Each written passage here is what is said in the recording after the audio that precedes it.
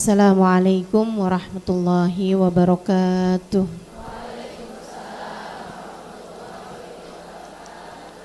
Alhamdulillah. Wassalatu wassalamu ala Rasulillah Muhammad ibn Abdillah wa ala alihi wa sahbihi wa man wala. Subhanaka la ilma lana illa ma 'allamtana innaka antal alimul hakim. Rabbi shrah li sadri wa yassir li amri wahlul 'uqdatan min lisani yafqahu qawli, amma ba'du. Alhamdulillah, sama-sama kita hormati, kita sayangi segenap pengurus dari Majelis Ta'lim Muslimah Al-Ikhwan. Kita doakan semoga semua pihak yang telah terlibat dalam terselenggaranya kajian kita rutin bulanan di sini, semoga dipanjangkan umurnya, disehatkan badannya, dimudahkan urusannya, dikabulkan hajatnya. Dan yang sudah meninggal dunia, yaitu Bu Ana dan Haji Abdullah yang mengurus majelis ini dari awal, dari sejak saya tinggal di dekat sini. Mudah-mudahan Allah bahagiakan di alam kuburnya, dijadikan kuburnya raudhah min riyadil jannah. Dan apa yang kita lakukan di sini semoga dapat mengalirkan pahala ke dalam kubur mereka insyaallah.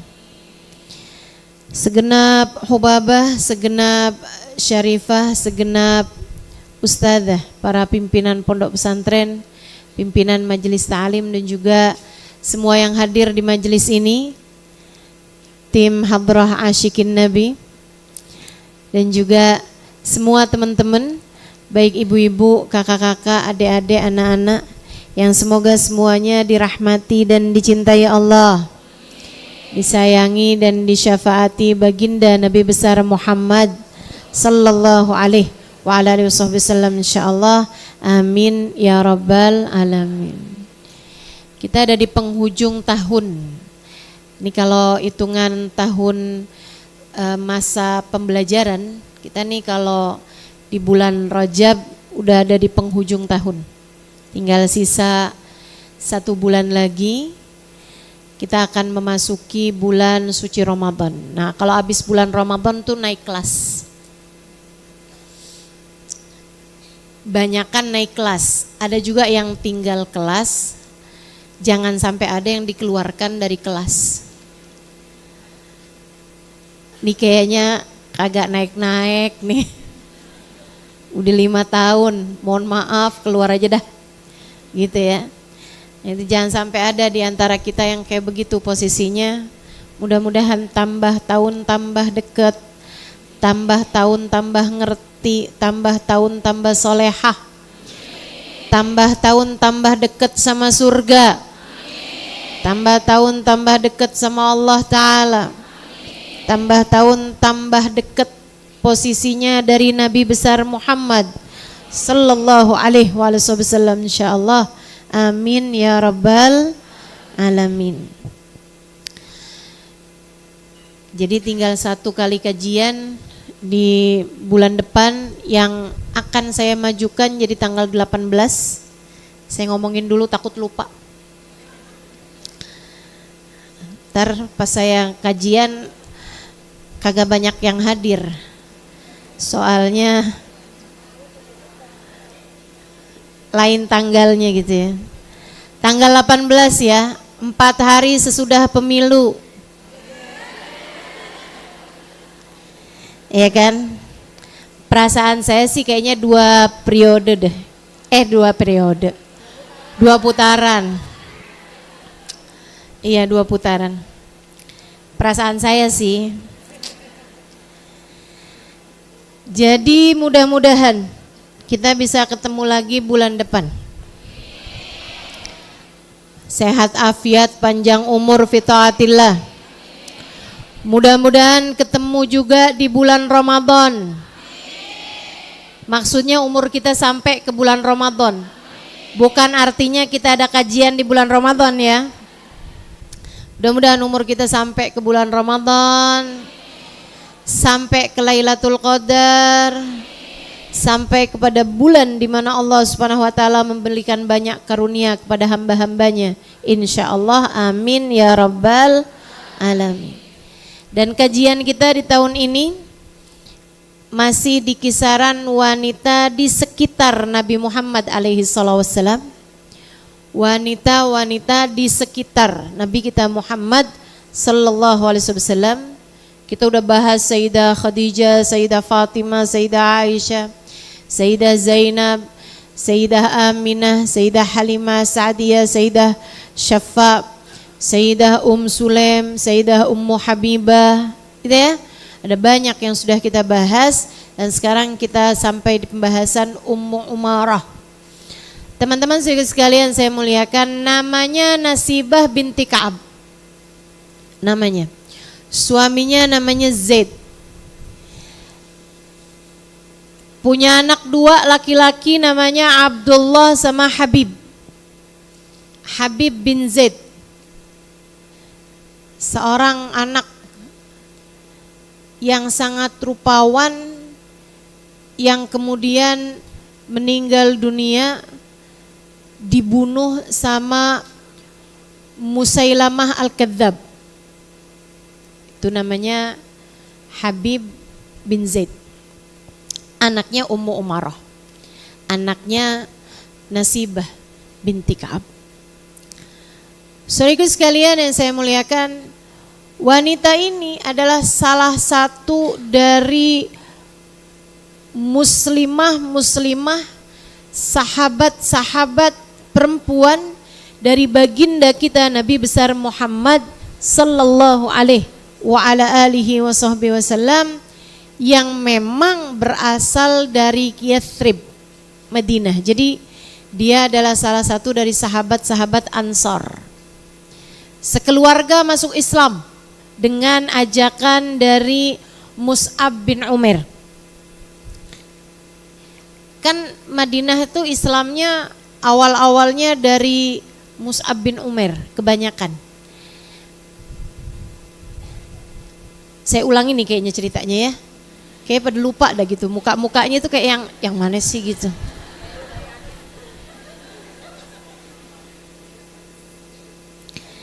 Mungkin teman-teman pada suka kepikiran gak sih, Ustazah Halimah hafal ya gitu. Enggak kepikiran ya? Enggak sebenarnya. Saya tuh yang saya lupa tuh banyak banget. Banyak banget. Cuman mudah-mudahan yang dipelajari banyak. Jadi kalau lupa banyak masih sisa banyak. Jadi Nabi Muhammad itu di tahun ke-11 dari kenabian itu mulai berdatangan orang-orang Yathrib untuk mengerjakan ibadah haji. Orang ibadah haji itu memang dari dulu, orang Arab tuh dari dulu suka mengerjakan ibadah haji. Makanya orang kalau pergi haji itu bukan mendatangi panggilan Nabi Muhammad, tapi mendatangi panggilan Nabi Ibrahim alaihissalam. Karena memang syariat haji datangnya dari Nabi Allah Ibrahim alaihissalam. Nah, jadi bangsa Arab di berbagai macam penjuru, terutamanya di Jazirah Arab, itu kalau bulan Dzulhijjah banyak di antara mereka yang berangkat ibadah haji. Menyembah Allah Subhanahu wa taala kebanyakannya. Banyak juga yang mereka menyembah Allah lewat perantara berhala-berhala yang ada di sekitar Ka'bah. Gitu. Karena waktu itu Ka'bah itu ada 360 berhala, baik besar maupun kecil di sekitarnya. Dari mulai di dalam, itu di dalam tuh banyak banget berhalanya. Ada Manat, ada berhala Uzza, ada berhala Lata, ada berhala besar banget mereka taruh di atas Ka'bah, namanya Hubal. Kagak-kagak emang orang jahiliyah nih ya, kita nggak bisa bilang orang Arab secara keseluruhan, tapi masyarakat jahiliyah pada masa itu. Jadi tuh Ka'bah dikelilingnya tuh sama berhala-berhala banyak banget tuh, bergelantungan. Mereka punya 360 berhala, kebayang gak sih di sekitar Ka'bah? Dari yang kecil-kecil gitu, imut-imut sampai yang gede gitu. Kenapa 360? Biar mereka nyembah Tuhan yang berbeda-beda gitu tiap hari. Jadi itu sebanyak bilangan hari dalam setahun. Ya ampun, mana apal sama Tuhannya ya. 360. Kita aja ngafalin Asmaul Husna 99 lewat mulu ya kan. 360 banyak banget.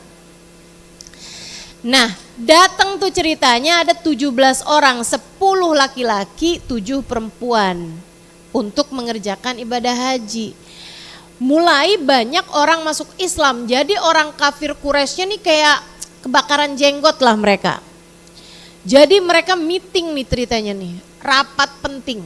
Mereka bilang nih harus kita cegah nih, jangan sampai ada orang datang haji kemudian ikut Muhammad. Gimana caranya nih? Yaudah kita bikin peringatan aja sama mereka. Kita sebarkan, kalau istilah sekarang sebarkan pamflet, bagi-bagi kaos, bagi-bagi sembako gitu kan ya. Ngasih peringatan untuk orang jangan sampai dengerin Nabi Muhammad gitu. Jadilah ketika mereka mulai berdatangan rombongan-rombongan untuk mengerjakan ibadah haji, nih yang dari Yathrib nih ada 17 orang, mereka asal masuk aja langsung dengerin pengumuman dari Bukit Sofa. Hati-hati, kita punya tukang sihir baru. Mantra-mantranya benar-benar dapat mempengaruhi orang. Hati-hati, kalian hati-hati. Hati-hati sama tukang sihir baru namanya Muhammad. Hati-hati. Kalau dia menyampaikan mantra-mantranya, kalian harus tutup telinga biar kalian enggak kena sihirnya. Terus jadi omongin sering banget gitu. Sampai orang saling ketemu gitu, hati-hati sama Muhammad loh, hati-hati sama Muhammad gitu. Saudaraku sekalian saya muliakan, orang kafir Quraisy nih lupa bahwasanya sering disebut bikin orang jadi penasaran. Dia kayaknya nggak belajar marketing lah. Itu kan cara penyebar luasan. Jadi kita tuh, apalagi kalau kayak saya gitu ya, ustazah gitu, nyampein sesuatu gitu. Kalau ada di gosip-gosipin, ada berita-berita tuh, alhamdulillah. Itu adalah sarana promosi. Sebab orang kalau denger-denger lama-lama jadi penasaran. Kayak apaan sih gitu. Akhirnya emang iya. Emang dia bener tuh nyampein perkara bid'ah, coba deh hadir. Iya. Abis hadir kan di mana bid'ahnya ya? Kayaknya enggak deh. Kan begitu. Demikian pula dengan yang terjadi kepada baginda kita Nabi besar Muhammad. Itu orang Yathrib dari takutnya kena sama Nabi Muhammad, mereka tuh sampai pakai penyumpal kain, disumpalkan di telinga mereka biar mereka nggak denger mantranya Nabi Muhammad katanya. Oh ya, sebelum saya lanjutkan, boleh yang pada pakai cadar lepas cadarnya. Ini demi untuk kenyamanan kita bersama dan kepercayaan saya kepadamu sekalian. Saya khawatir yang di balik cadar kumisan. Nggak pernah terjadi di majelis saya, tapi kabarnya pernah terjadi jauh di sono, luar negeri. Kita hindarin aja ya. Teman-teman sekalian yang saya muliakan, akhirnya kemudian nyumpel tuh mereka tuh, nyumpelin telinga pakai kain. Tapi kan tetap aja jadi penasaran, orangnya yang mana? Di saat mereka mau tawaf, mereka udah sumpelin telinganya, dan Nabi itu emang luar biasa. Baginda kita sallallahu alaihi wasallam. Walaupun beliau tahu lagi digosipin ini itu, lagi difitnahin begini begitu, lagi dikatain begini begitu, beliau waktunya tawaf aja. Tawaf aja. Waktunya harus keluar rumah aja. Jadi beliau kayak biasanya. Nabi tuh orangnya istiqomah. Dari awal-awal memang beliau orangnya istiqomah. Jadi punya kebiasaan tuh nggak ganti-ganti Nabi. Jam segitu terus gitu. Nabi Muhammad bangun malam terus. Nggak ada ceritanya kayak kita modelannya. 3 malam bangun, seminggu bolong. Bolongnya lebih banyak ya kan. Nabi itu istiqomah. Jadi jam segitu beliau biasa tawaf, ya beliau tawaf. Nggak peduli lagi apa terjadi gitu. Kecuali jika Allah SWT yang memerintahkan beliau. Jadi beliau kerjakan tuh, datang tawaf, orang mulai bisik-bisik, itu loh yang namanya Muhammad. Yang mana? Itu loh, itu. Dan subhanallah, baginda kita Nabi besar Muhammad, man ra'ahu badihatan habbah. Orang tuh asal pertama kali lihat Nabi Muhammad, habah, dia akan terkesima. Orang kalau pertama kali lihat Nabi Muhammad nggak akan ada yang be aja ya, nggak ada. Kalau lihat kita ini kan biasa gitu kan, orangnya kayak apaan sih, kayak pas lihat be aja ternyata, oke. Next. Kalau baginda Nabi itu nggak ada ceritanya kayak begitu. Man ro'ah badihatan habah. Siapa yang ngelihat badihah tuh kayak nggak sengaja gitu, kayak yang set. Langsung habah, langsung terkesima, terpesona, langsung nggak bisa gitu kayak yang mengalihkan pandangan begitu cepat tuh nggak gitu. Langsung pandangannya mengarah kepada Nabi Muhammad. Habis gitu dengerin suaranya, ahabbah. Orang tuh biasanya jadinya jatuh cinta. Itu orang biasa tuh. Jatuh cinta sama Nabi pada pandangan pertama. Banyak. Kecuali kalau hatinya penuh dengan penyakit, apalagi belum sudah penuh dengan kebencian. Udah hasut, nggak demen, merasa terkalahkan, yang begitu-begituan susah deh mau dapat kebaikan. Tapi kalau enggak gitu, kalau yang kayak biasa aja gitu, pengen tahu aja, begitu lihat langsung terkesima dan kemudian jatuh cinta. Mereka jadinya walaupun denger sebelumnya kayak yang hati-hati, jangan deket-deket, jangan dengerin mantra-mantranya, sumpel telinganya gitu. Tapi magnetnya Nabi Muhammad, tarikannya Nabi Muhammad tuh kuat banget. Jadi mereka tuh kayak yang mau jauh, tapi yang kok kayaknya pengen deket ya. Kayaknya pengen deket terus ya gitu. Akhirnya mereka pun jadi tambah deket. Mulai Nabi Muhammad baca ayat-ayat Al-Quran sembari tawaf, mereka pun mulai perlahan-lahan mengeluarkan sumpelan telinga mereka. Mulai dikeluarkan. Mulailah mereka mendengarkan. Dan mereka bukan orang bodoh. Mereka ahli sastra Arab, teman-teman. Sehingga mereka faham bahwa yang dibacakan Nabi Muhammad bukanlah kalimat-kalimat mantra. begitu mereka dengarkan Nabi Muhammad membaca firman-firman Allah, mereka tahu. A'udzu billahi minasyaitonir rajim.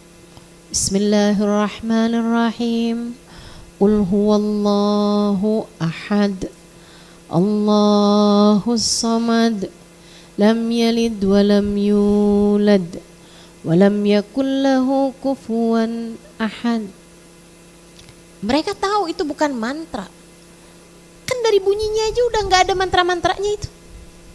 Mantra itu kan biasanya abdakadabra, simsalabim. Kalimat-kalimat yang gak jelas gitu kan.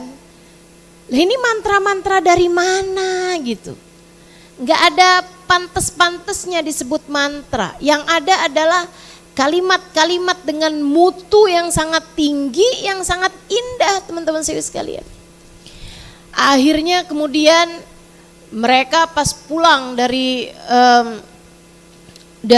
tawaf, mereka kumpul di tenda, mereka bahas. Apaannya mantra? Wah ini sih bener nih, Nabi ini mah. Kita jangan sampai keduluan sama orang-orang Yahudi di negeri kita. Jadi di Yatsrib itu dulu banyak Yahudi. Kalau di Mekah banyaknya orang musyrik, penyembah berhala. Kalau di Madinah banyaknya Yahudi. Yahudi ini selama ini kalau bertikai sama orang-orang Arab yang bukan Yahudi gitu, itu mereka tuh sukanya bawa-bawa kayak begini. Entar ya liatin kalau nabinya terutus, nih liatin gitu. Si orang Yahudi. Gitu kan, liatin kita semua akan kalahin kamu semuanya ya. Jeng, pokoknya kalian semua kalah. Kalian semua akan kami buat tak berdaya. Nanti loh kalau nabinya udah datang, kita akan punya kekuatan gitu. Jadinya begitu orang-orang Arab Madinah ini mereka tahu bahwa ini si Nabi nih yang ditunggu-tunggu sama orang Yahudi. Wah kita nih harus duluin mereka. Jangan sampai kemudian Yahudi yang pada ikutan Nabi Muhammad akhirnya kemudian mereka yang dapat mengalahkan kita, menindas kita gitu ceritanya. Datanglah mereka kepada Nabi Muhammad. Mereka minta dibacakan ayat-ayat Al-Quran hingga kemudian 17-17-nya menyatakan diri masuk ke dalam agama Islam. Pulang, dakwah, ngajakin teman-temannya, tetangganya gini gitu segala macam, pelan-pelan keluarganya masuk Islam. Sampai kemudian tahun berikutnya, tahun ke-12 dari kenabiannya Nabi besar Muhammad SAW, mereka tuh udah banyak jumlahnya, udah ya ratusan orang lah gitu. Mereka kemudian berangkat 70 orang dari laki-laki dan perempuan berangkat ke Mekah untuk mengerjakan ibadah haji pura-puranya. Gitu ya, benar sih ngerjain ibadah haji dengan tata cara agama yang terdahulu, tapi yang terutamanya adalah ingin membaiat Nabi Muhammad SAW menyatakan diri masuk ke dalam agama Islam. Di antara mereka ada Nasibah ini sama anaknya yaitu Habib bin Zaid. Suaminya juga sama, dia bawa anaknya yang Abdullah itu.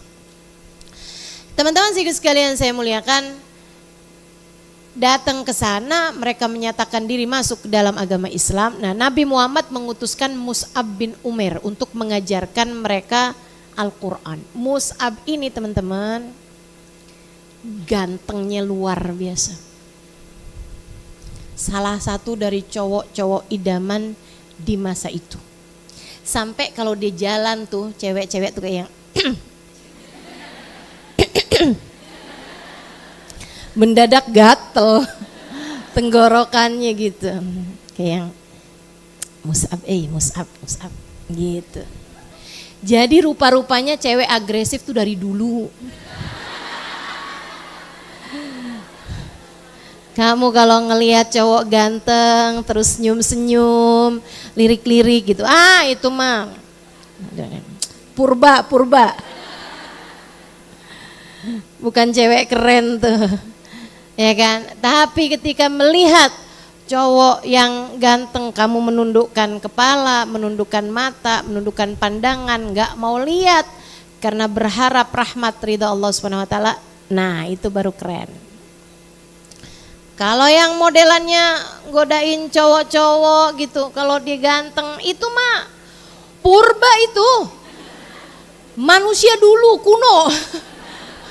Nggak modern sama sekali ya, nggak keren sama sekali. Yang modern yang dibawa sama Islam nih, cewek-cewek terhormat, perempuan-perempuan mulia. Jadi Mus'ab tuh paling cakepnya orang di kota Mekah. Badannya bagus, lembut, akhlaknya baik dan wangi. Mus'ab. Sampai dia masuk Islam. Begitu dia masuk Islam, udah tuh hidupnya buat Nabi Muhammad. Mereka pun segera datang ke emaknya Mus'ab, ibunya Mus'ab. Dia bilang, "Pok, nggak dengar kabar apa?" Orang Betawi ternyata. Anak empok no masuk Islam. Siapa bilang? Katanya gitu kan. Wow, udah rame deh tuh. Udah gampang dah, anak saya menurut, tenang, ntar saya bilangin juga keluar dia. Gitu. Akhirnya dia beneran. Mus'ab, lo inget bapak lo ab. Diminta ibunya buat keluar dari Islam. Mus'ab gak mau. Ibunya ngambek. Mus'ab didiemin, cuekin. Ini ala emak-emak banget dah. Akhirnya Mus'ab tetap aja, "Ibu, ini tuh agama Islam, agama yang benar. Yuk, ibu juga masuk Islam yuk. Kamu tuh tahu ibu anak yang nurut sama ibu. Tapi kenapa kamu sekarang kayak begini nih gara-gara kena sihir-sihirnya Muhammad nih?" "Enggak gitu, Bu. Nabi Muhammad bukan tukang sihir. Ibu dengerin deh, coba deh. Coba ya, ibu sekarang saya mau bacain Al-Quran." Enggak mau. Udah pokoknya ibu gak mau tahu deh, kamu mesti harus keluar banget pokoknya dari Islam. Wah, udah nih. Mus'ab tetap aja dalam keislamannya. Sebab la ta'ata li makhlukin fi maksiatil khaliq. Sampai ibunya memutuskan buat mogok makan. Berarti tuh mogok makan yang sekarang ada. Kita tahu inspirasinya dari mana. Dari emaknya Mus'ab. Insya Allah ya, dia revolusioner dalam urusan pengambekan. Di sini ada ibu-ibu yang kalau ngambek sama suaminya diajakin makan gak mau.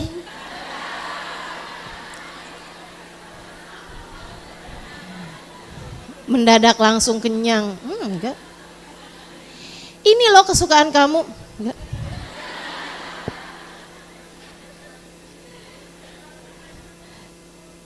Kamu sangat purba sekali ya. Masya Allah. Beneran gak mau makan, gak mau minum teman-teman. Itu ya sampai sehari. Mus'ab udah bujukin, "Bu ayo makan Bu." Enggak. "Ayo Bu makan, kamu keluar dulu dari Islam." "Jangan gitu dong Bu, saya gak akan keluar dari Islam Bu, ibu harus tahu itu." Enggak, pokoknya enggak. 2 hari udah lemes banget. Tambah kalau Mus'ab datang, gue udah tambah lemes banget tadi. Ibu udah mau mati nih Mus'ab. Kalau gitu ibu makan. Gak mau makan. Pokoknya kamu belum keluar dari Islam, ibu gak mau makan gitu kan. "Ibu ayo makan Bu," gitu. Saya bayanginnya aja lucu banget nih momen. Luar biasa ibunya Mus'ab. Sampai hari ketiga teman-teman. Hari ketiga. Akhirnya beneran juga tuh gak mau makan. Hari ketiga Mus'ab udah mulai khawatir kan. Ini kan 3 hari gak makan gak minum, mati dong nih. Gak tahu ya kalau gak ada Mus'ab dia diam-diam minum gitu. Tapi maksudnya setahu Mus'ab emang bener-bener lemes banget gitu. sampai tipis banget perutnya gitu kan, sampai udah nggak berdaya di atas tempat tidur gitu. Akhirnya Mus'ab menyampaikan ucapan yang benar-benar kuat. Dia bilang, "Bu, ibu harus dengar ini. Andai ibu punya 100 nyawa, keluar di hadapan saya satu demi satu untuk saya meninggalkan agama ini, tidak akan pernah saya tinggalkan. Ibu harus tahu itu." Ibunya diem aja.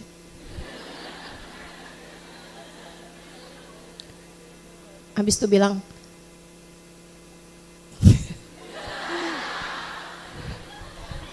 "Kalau gitu nasi uduk boleh."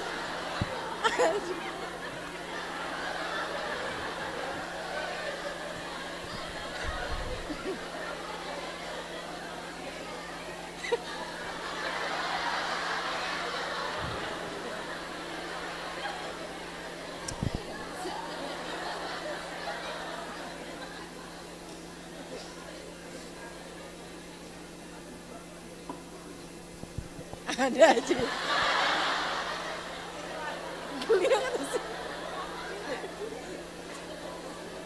Aduh.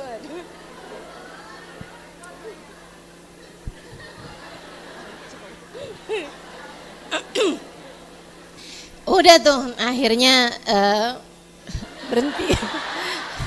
berhenti mogok makannya gitu. Dia mau makan akhirnya.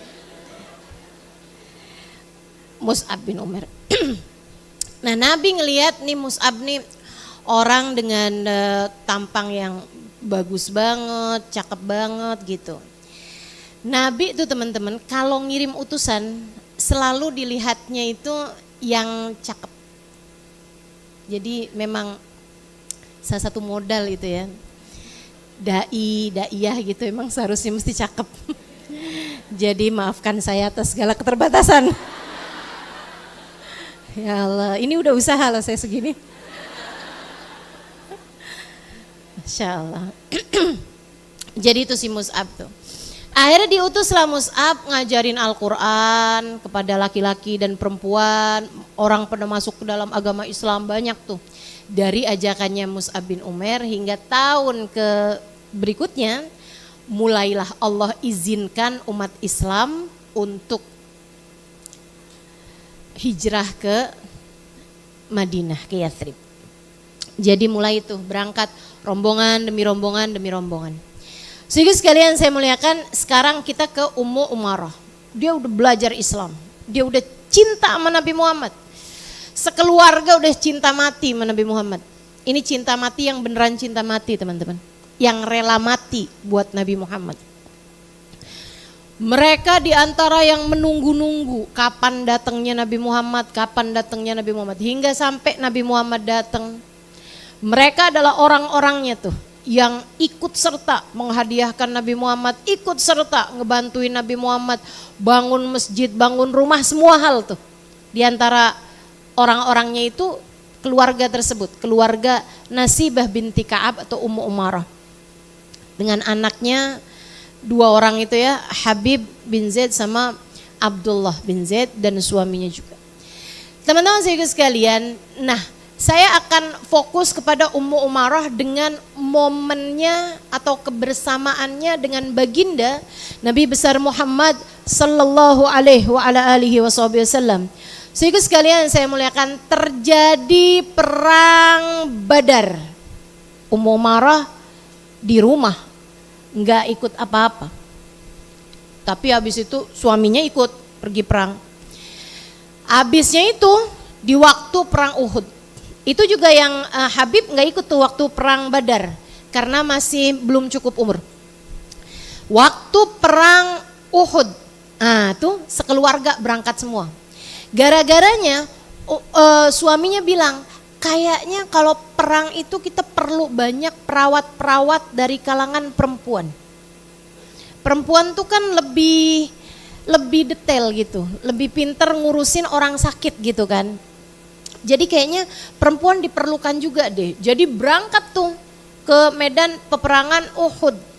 Sehingga sekalian, jadi Ummu Umarah diantara beberapa perempuan-perempuan yang lain menjaga di tenda-tenda untuk menjadi mumarridah, untuk menjadi perawat yang ngobatin ketika ada yang sedang terluka gitu.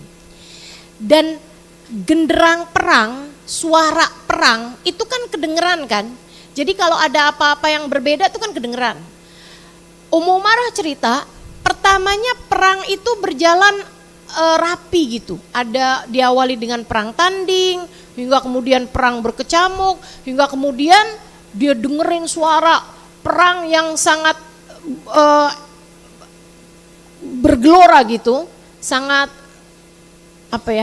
dahsyat gitu, dan dia tahu bahwa umat Islam telah memenangkan peperangan dengan kaburnya orang-orang kafir Quraisy yang membuat di atasnya di bukit Romah yang mereka persiapkan para pemanah-pemanah itu pada turun buat ngambilin harta rampasan, karena sebelum perang itu Nabi Muhammad mengumumkan bahwa harta rampasan itu milik orang yang mengambilnya pertama kali. Jadi begitu selesai orang-orang kafir Quraisy itu pada balik arah, pada kabur, udah dikirain perangnya itu udah selesai, yang di atas bukit nih ngelihat orang-orang yang di bawah pada ngambilin pedang dari orang yang mati. Yang mati-mati itu pada diambilin pedangnya, diambilin kudanya, diambilin baju perangnya gitu. Wah, itu barang-barang yang sangat berharga teman-teman. Sehingga akhirnya yang di atas bukitnya nih mikir, lah kita gak kebagian nih kalau kayak gini modelnya nih. Turunlah mereka tidak mengindahkan pesannya Nabi Muhammad yang di atas gunung jangan pernah turun apapun yang terjadi. Mereka pikir perang udah selesai. Mereka pikir perang sudah usai. Jadi mereka semuanya turun. Saat itulah pasukan kafir Quraisy yang waktu itu dipimpin sama Khalid ibnul Walid, belum masuk dalam agama Islam. Khalid ibnul Walid itu jeniusnya perang. Jadi begitu dilihat gitu kan, wah pertahanan umat Islam udah lemah nih, yang di atas bukit udah nggak ada nih. Mereka pun kemudian dia pun kemudian ngebalikin, ngumpulin pasukan lagi. Kemudian dia bilang kita serang Muhammad.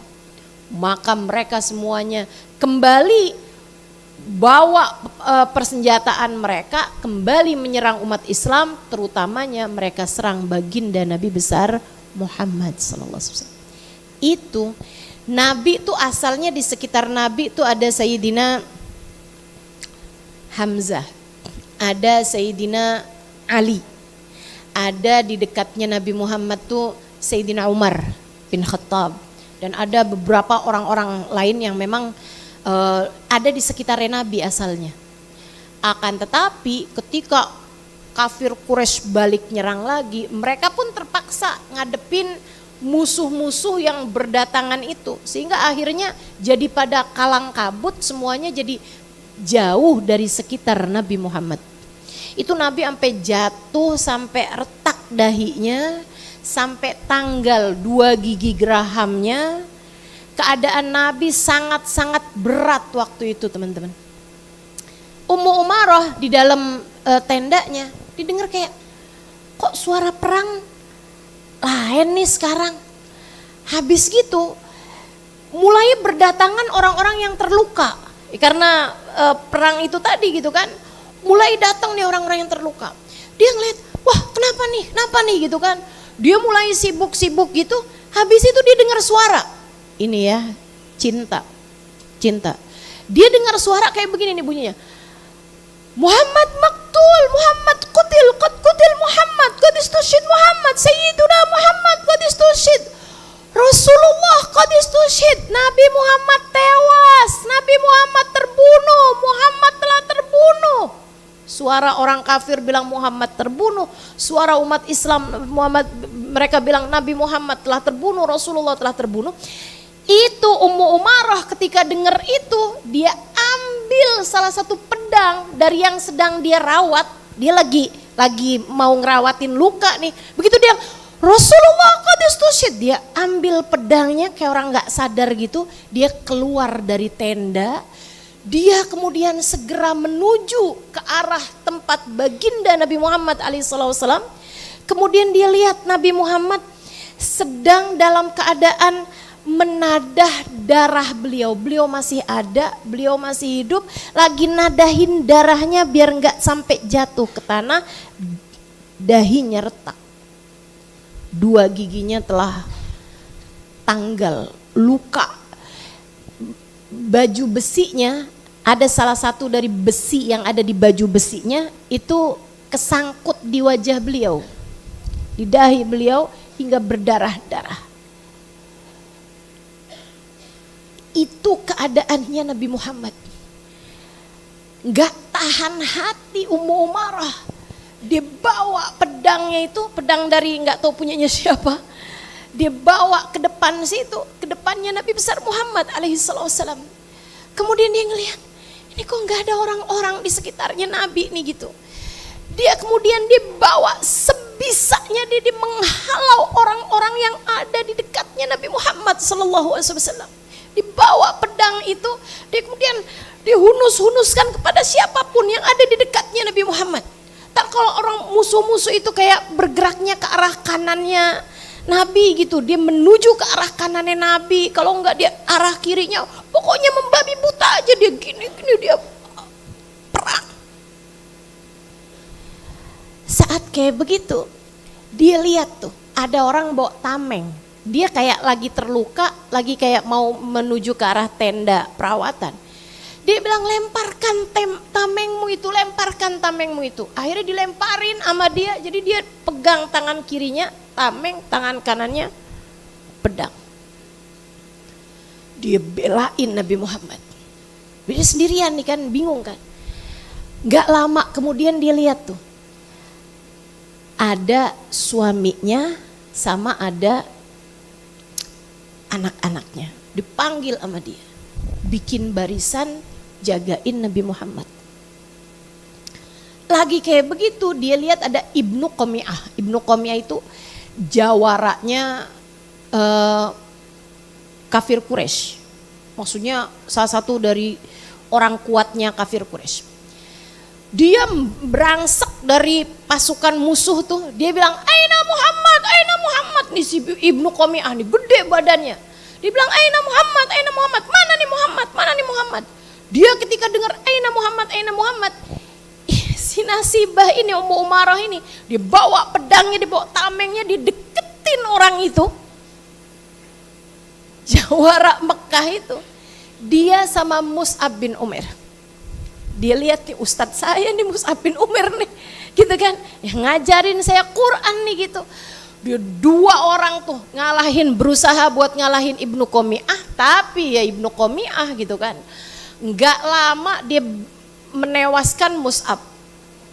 Dia iniin pedangnya, dihunuskan pedangnya ke arah Mus'ab. Mus'ab kemudian jatuh bersimbah darah, tewas di medan peperangan Uhud. Saudara sekalian, abisnya itu dia berusaha buat mengalahkan si Ummu Umarah, sampai Ummu Umarah kemudian kena pundaknya ini, kena sayatan pedangnya berdarah-darah. Di saat dia lagi berdarah-darah kayak begitu, dia kemudian lihat di arah nggak jauh dari dirinya, anaknya itu kena sayatan pedang di bagian yang sangat-sangat nih, kalau nggak di ini darahnya nih, nggak diberhentikan darahnya gitu kan, ini bakalannya nih mati nih si anak nih. Jadi akhirnya ditinggalkan si Ibnu Qami'ah, dia deketin anaknya, diambil kain, diikatkan ke bagian yang lagi terluka itu dari anaknya, diikat kemudian kenceng-kenceng sampai nggak keluar darah lagi. Terus dia bilang, "Nah, bangun, kita belain Nabi Muhammad, nak. Jangan berhenti dulu anakku sayang, kita belain Nabi Muhammad, nah, sampai titik darah penghabisan. Jangan mau berhenti, kita punya Nabi yang harus kita bela. Anakku sayang, selagi masih ada darah mengalir dalam diri kita, kita wajib belain Nabi Muhammad. Bangun nak, bangun, bangun sayangku, bangun." Anaknya bangun kemudian. Anaknya bangun dengan kesakitan luar biasa gitu ya. dia kemudian belain lagi Nabi Muhammad alaihissalam. Itu semuanya dilihat sama Nabi Muhammad. Terus tiba-tiba Nabi ngomong kayak gini, ya Ummu Umarah, Zak, wahai Ummu Umarah, tuh dia tuh laki-laki yang tadi melukai anakmu. Kata Ummu Umarah, saya pun segera menuju laki-laki tersebut, saya hunuskan pedang kepada dia, kemudian suami saya melemparkan panah tepat di jantungnya. Nabi Muhammad dari belakang berteriak, kalian telah membalasnya, kalian telah membalasnya. Semangatin gitu sama Nabi Muhammad. Habis itu mereka balik lagi jagain Nabi Muhammad alaihi wasallam. Nabi ngeliatin mereka tuh, Nabi kemudian doain kayak gini nih. Barakallahu lakum ya ahla hadzal bait. Barakallahu lakum ya ahla hadzal bait. Sebelumnya ada Nabi Muhammad lihat salah satu anaknya, Ummu Umarah tuh sambilan pegang pedang, darahnya netes dari lukanya yang tadi itu, dari yang kena sayatannya Ibnu Qami'ah. Nabi ada bilang gitu sama salah satu anaknya, Abdullah atau Habib gitu, dia bilang, kamu anaknya Ummu Umarah kan? Dia bilang, iya Rasul, tuh ibu kamu terluka, ikat dulu lukanya. Akhirnya anaknya kemudian deketin ibunya, ngiketin lukanya gitu. Habis itu Nabi Muhammad bilang, barakallahu lakum ya ahla hadzal bait, barakallahu lakum ya ahla hadzal bait.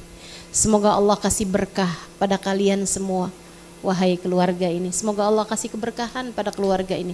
Keluarganya Ummu Umarah, Zaid dan kedua anak-anaknya. Doain sama Nabi Muhammad berulang-ulang. Katanya Ummu Umarah, ketika saya mendengar Nabi Muhammad berdoa itu, dia bilang, saya merasa ini adalah kesempatan saya buat minta doa. Jadi saya ke belakang, ke arah Nabi Muhammad, kemudian saya bilang, ya Rasulullah, doakan kami agar kami dapat menjadi kawanmu di surga. Itu teman-teman, saat Nabi Muhammad doa, semoga Allah berkahi kalian, semoga Allah berkahi kalian sekeluarga, semoga Allah berkahi kalian sekeluarga. Kesempatan emas buat Ummu Umarah minta sebuah doa gitu. Ummu Umarah tahu itu, makanya dia minta doa yang terpenting, hal tertinggi yang dia inginkan dalam kehidupannya. Apa doanya? Rasul, doakan kami agar kami dapat menjadi pendamping-pendampingmu, kawan-kawanmu, umatmu yang akan berada di belakangmu di akhirat nanti. Doakan kami agar tak hanya di dunia kami mendampingimu wahai Rasul, melainkan sampai di surga kami dapat menjadi kawan-kawanmu ya Rasulullah. Dan Rasulullah langsung angkat tangannya, Allahumma ij'alhum rufaqa'i fil jannah. Ya Allah, jadikanlah mereka semuanya kawan-kawanku di surga nanti. Kata Ummu Umarah, sesudah saya mendengar doa Nabi hari itu, saya tak peduli lagi apapun yang terjadi sesudahnya. Andai tubuhku terpenggal-penggal sekalipun, andai aku harus menahan kelaparan berhari-hari sekalipun, apapun yang terjadi, sesudah aku mendengar Nabi Muhammad mendoakanku dengan doa seperti itu, aku tak lagi peduli. Aku tak lagi peduli. Itu. Dari kisahnya Ummu Umarah ini teman-teman, kita bisa simpulkan banyak hal. Banyak hal. Satu, mentalmu tuh kuatkan. Ummu Umarah perempuan kayak kita juga. Bukan berarti kamu harus pegang pedang gitu kan. Enggak gitu.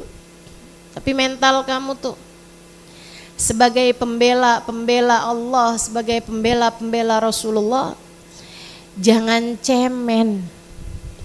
Belajar dari Ummu Umarah. Jangan kalah sama ngantuk.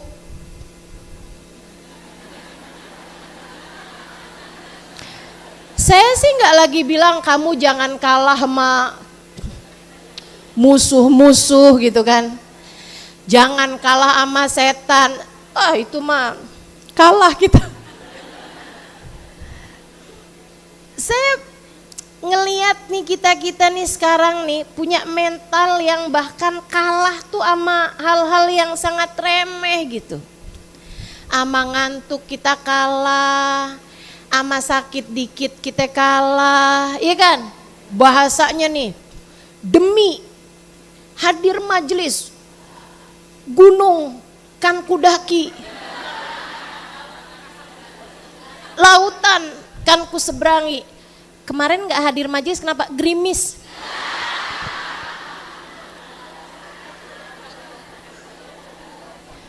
Ayolah gitu. Malam-malam waktunya tahajud bangun teman-teman. Jangan kalah, mengantuk kalah, sakit dikit kalah. Amal lirikan cowok ganteng dikit kalah. Aduh. Kalah gampang bener ya. Ama bisikan hawa nafsu dikit kalah, hawa nafsu kalah. Ya Allah, mudah-mudahan nih habis bahas Ummu Umarah kita jadi orang-orang yang jauh lebih kuat menghadapi berbagai macam godaan, insya Allah. Jangan kalah, jangan kalah. Belain agama jangan kalah, ibadah jangan kalah. Maksiat jangan gampang kalah sama maksiat. Kita minta sama Allah nih mudah-mudahan dijaga terus biar gak gampang ngerjain perbuatan-perbuatan dosa. Saudaraku sekalian yang saya muliakan, itu dari Ummu Umarah kita bisa belajar itu gitu. Terus yang kedua, Ummu Umarah tuh saat anaknya bukan cuman dibully, dikatain aneh kamu misalnya gitu. Enggak. Tapi ini kena sayatan pedang sampai berdarah-darah teman-teman. Ibunya gak kemudian bilang, ya ampun nak, ya ampun. Kamu masih punya masa depan yang sangat cerah. Nak pergilah ke sana. Mama masih mau lihat kamu punya anak, punya cucu gitu ya. Gak gitu. Nah, selagi masih ada darah yang mengalir di tubuh kita, jangan biarkan sesuatu yang buruk terjadi pada Nabi Muhammad. Kita akan bela Nabi Muhammad. Bangun nak, bangun, bangkit, bangkit. Semangat anakku sayang, kita bela Nabi Muhammad sampai titik darah yang penghabisan. Itu yang diajarkan sama Ummu Umarah kepada putranya. Sekarang tanyakan pada dirimu para ibu, apa yang sudah kamu ajarkan selama ini kepada anak-anakmu? Kamu kenapa sedih nak? Habis dikatain mah, dibully. Kamu jangan di sana atau di sana. Saya liatin tuh ibu-ibu tuh kalau kayak begitu tuh, kayak di ujung atau di ujung gitu. Di ujung yang sana yang mana orangnya?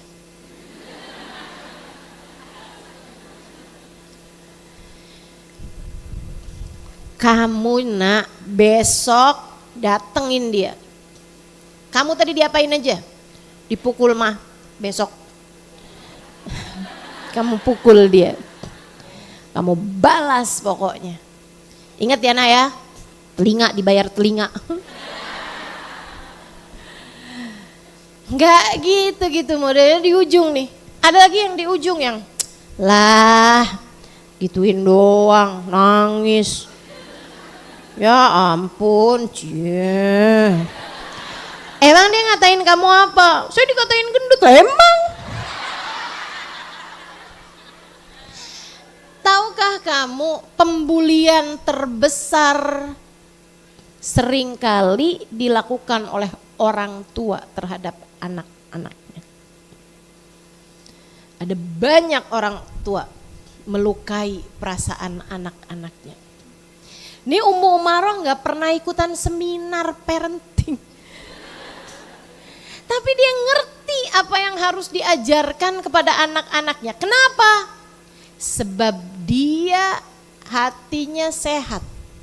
Hati yang sehat tahu siapa yang seharusnya dia bela. Hati yang sehat tahu siapa yang seharusnya dia cinta. Hati yang sehat faham kepada siapa cinta seharusnya dipersembahkan. Ketika gede rasa itu di hati Ummu Umarah, maka dengan mudah dia tularkan rasa itu ke hati anak-anaknya. Jadi gimana nih Ustazah, kalau anak kita mendapatkan perundungan, pembulian, kamu harus kuatkan hatinya, bukan badannya. Oh kalau gitu nak kamu harus latihan karate. Enggak gitu. Enggak gitu, kuatkan hatinya. Enggak apa-apa nak, itu cuman omongan doang, kamu enggak usah mikir segitunya. Enggak apa-apa, kita nih hidup nih nak, bela agama Allah, kita bela agama Rasulullah. Kamu harus jadi muslim yang tangguh, kamu harus jadi muslim yang taat. Surga nak, surga. Sabar, kamu harus sabar ngadepin yang begituan. Enggak usah fokus sama yang begituan. Kamu tunjukkan bahwa kamu adalah umat Nabi Muhammad yang kuat. Kamu adalah umat Nabi Muhammad yang tangguh. Kamu adalah hamba Allah Subhanahu wa ta'ala. Belajar yang benar. Berprestasi. Sebab kamu hamba Allah. Jangan goyah dengan perlakuan-perlakuan buruk yang orang-orang kerjakan buat kamu. Ingat nak, tujuan kita adalah surga. Gitu. Baru bener tuh kalau kayak gitu. Malu Ustazah ngomong kayak gitu. Kenapa soalnya? Abisnya marah-marah kayak gitu kedengaran adzan, abisnya memotivasi. Kedengaran adzan, anaknya bilang, "Mah enggak sholat mah. Tunggu nih bentar lagi sinetronnya habis." Nonton sinetron. Enggak lama lagi kedengaran suara Shopee. Dari HP, emaknya kerjaan belanja mulu. Ya Allah, ya biar pantas berjuang dalam Islam. Amin. Kuatkan hati anak-anakmu. Dan gak ada lagi yang lebih menguatkan hati anak lebih daripada kamu hamba Allah, kamu umat Rasulullah. Terus saja kamu sampaikan hal itu kepada diri anak-anak kita. Teman-teman saudaraku sekalian yang saya muliakan, gak ada lagi yang lebih nguatin daripada itu. Kamu jangan suka bilang kayak begini, kamu harus belajar yang rajin nak, biar nanti kamu jadi orang kaya. Nah itu paling banyak tuh motivasi kayak gitu. Kita selama ini hidup miskin, kita direndahkan. Tunjukkan bahwa nanti kamu jadi orang kaya, iya kan? Ini mak-mak yang ketawa nih pada berasa. Motivasimu selalu aja urusan harta. Makanya anak jadi pada matre, anak jadi pada cinta dunia, anak jadi apa-apa kepengennya yang kelihatan yang paling bagus, yang paling mahal. Masya Allah, Masya Allah. Abisnya itu anak jadi suka ngata-ngatain orang miskin. Ih gak mau saya temenan sama kamu, kamu miskin. Itu, iya Ustazah kok anak saya kayak begitu ya, gara-gara kamu. Gara-gara kamu yang suka menunjukkan sama anak-anak kamu bahwa orang tuh kalau kaya mulia gitu. Gara-gara kamu suka ngasih tahu motivasi-motivasi yang salah. Ingat teman-teman saudaraku sekalian yang saya muliakan, ingat harta seberapapun banyaknya gak akan ada yang dibawa mati. Semuanya kita tinggalin. Ngapain bela mati-matian sesuatu hal yang gak kamu bawa ketika kamu mati. Jangan pernah bela mati-matian apapun yang gak dibawa mati.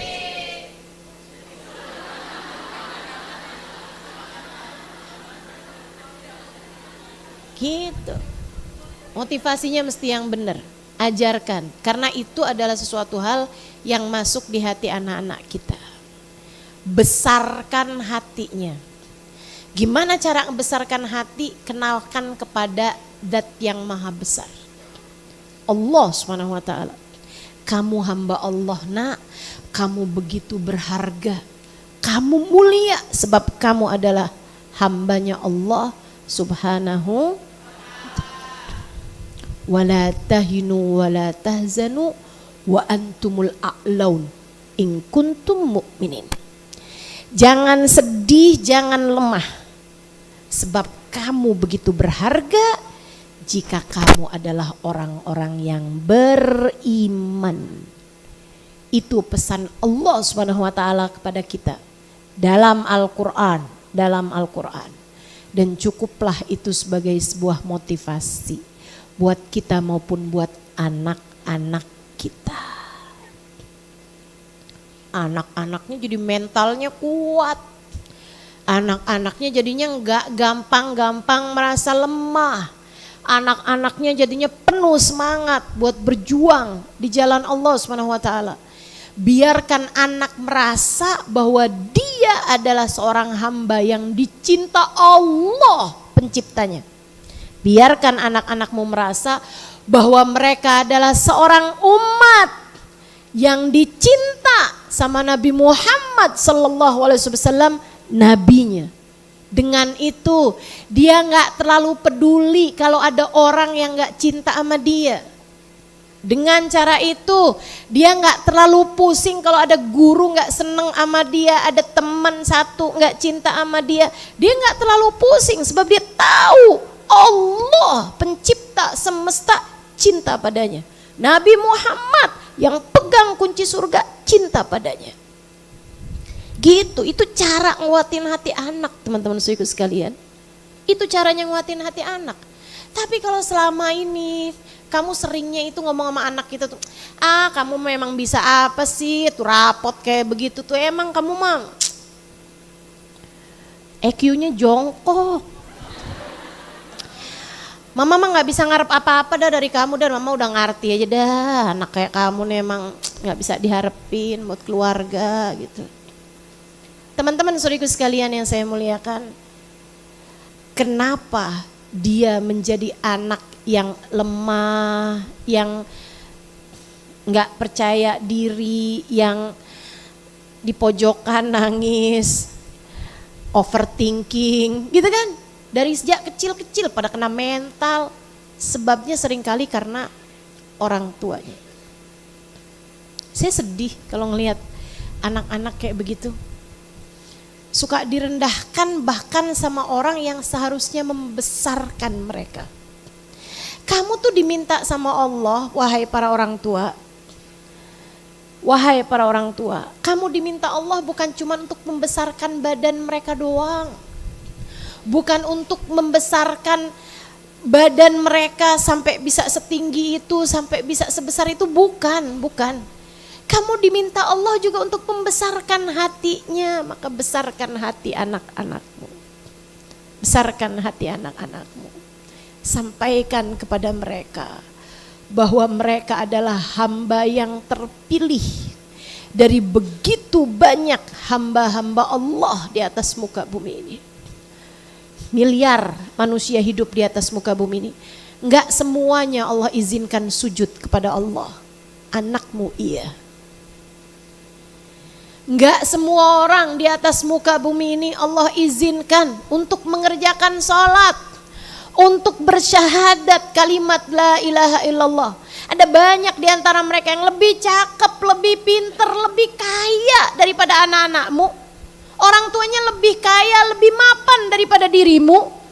Akan tapi Allah gak kasih itu. Kamu, anakmu adalah satu dari sekian orang yang Allah Subhanahu wa ta'ala izinkan kalian untuk menghadap kepada Allah, menyebut nama Allah, bertasbih kepada Allah, sujud kepada Allah, memanggil-manggil nama Allah Subhanahu wa ta'ala.